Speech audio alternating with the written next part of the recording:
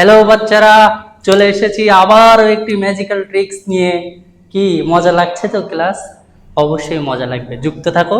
একের পর এক ম্যাজিক্যাল ট্রিক্স দিয়ে বায়োলজি কি করে দেবো বলো তো? পানির মতো করে দেবো। H2O, বোঝো না এই ব্যাপারটা?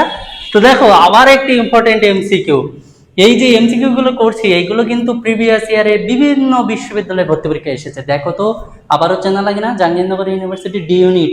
কত শিক্ষাবর্ষ? 2022-23 শিক্ষাবর্ষ। তার মানে খুব রিসেন্টলি এসেছে এটা, তাই না? কোশ্চেনটা পড়ো তো।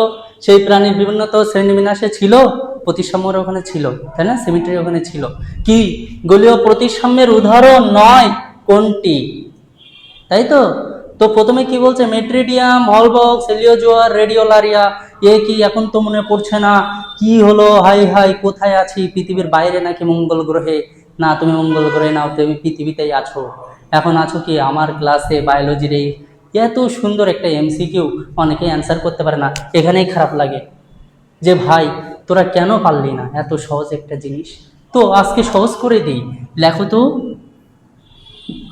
ওহেরা, ভোহেরা, ভোহেরা, তাই না? বহেরা, ভোহেরা।